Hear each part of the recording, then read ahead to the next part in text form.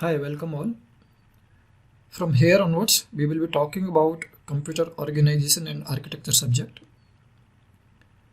So let us first understand the word computer. In this subject, we are only interested in the digital computers. Now, what is digital computer? First of all, let us understand the word computer. So computer is a system. What is the system? System can take some input, right? And it can give the output for us.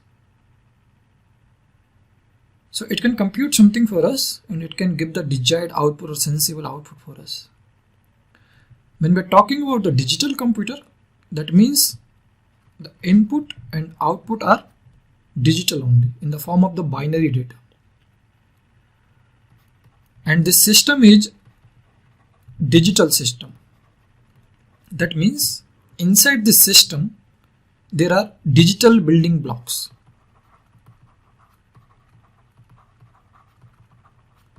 What are the digital building blocks? In the digital electronics, we read about registers, flip-flop, memory, ALU, adder, subtractor. These are the digital building blocks, right? So the computer here is the digital computer. That means it is the digital system which can deal only with the digital data, right? It can operate upon only the digital data. It can take the digital input only and it can give the output in the form of binary data or the digital data, right? Now let us say we want to add two numbers. Okay,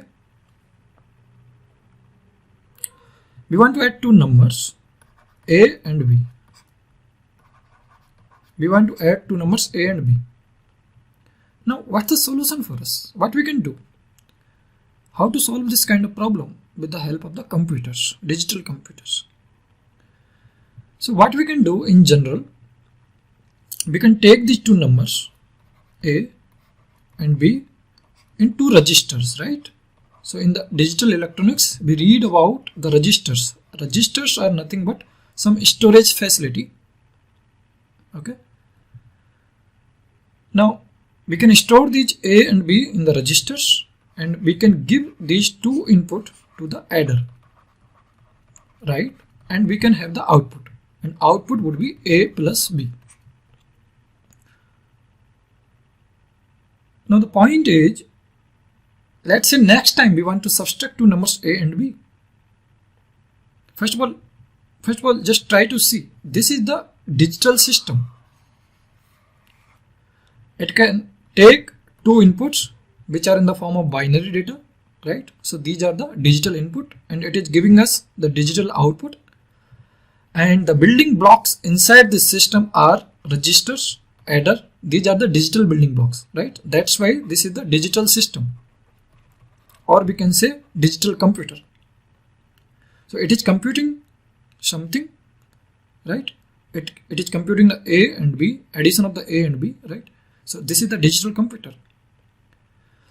But the problem is, let's say next time we want to subtract two numbers or the multiply two numbers, right? Or in general, I can say whenever I want to have different kind of application, I need to design a different kind of a digital system or the hardware, I can say, which will be taking inputs and which will be giving the output. But that kind of digital system can only deal with particular application, right? So here it can only give us the addition A plus B. It cannot do the subtraction or the multiplication, right? And let us say next time we want to subtract, we can design this kind of system which can subtract two numbers, but that digital system cannot do the functionality of another operation, or in general we can say it cannot run the different application. It can only perform certain kind of functionality, right? It cannot perform every kind of functionality, right? So this is the pain. So this is the pain, right? Because in general we have like millions of applications, and we cannot design the hardware for each application, because first of all the hardware is very costly, and millions of hardware ICs or hardware, we cannot make the IC or the chip for each kind of application, right? It is not the good idea, right? So a German scientist, von Neumann, came up with the idea of a stored program concept. So he came up with the stored program digital computers. Okay. Now, what do we mean by this stored program digital computer? So he came up with the idea. So in this kind of computers, we have three main digital building blocks. We have one building block as the CPU, right? Then we have the memory, okay, and some input output devices, right? And these are interconnected with each other, okay. Now what do we mean by stored program? So whatever the program we want to run, or whatever the application we want to run, we can store that program in this memory, okay, and then the same hardware can run each kind of application. That means we do not need to change the hardware, right? Every time we need the different kind of application to run, we can store that application into this memory, and the same hardware can run that application, right? Sometimes these computers are also being called as the general purpose computer, because these computers, without having the need of changing the hardware, can run each kind of application, general application, right? So it may be the word processing, it may be the music player, or whatever the application you want to run, whether it is addition, subtraction, or whatever you want to do, the same hardware is able to perform each functionality, right? The system which we saw above are sometimes being called as the application specific, okay? So these are the application specific, or sometimes we call them ASIC, application specific integrated circuits. So whatever the hardware or the IC we are making, these are the application specific, but they are not the general purpose. But these kind of solution, the stored program concept which we are talking about, it is the general purpose solution, right? So these are the computers which are the general purpose computers. Sometimes we also call this computer as the programmable. Why?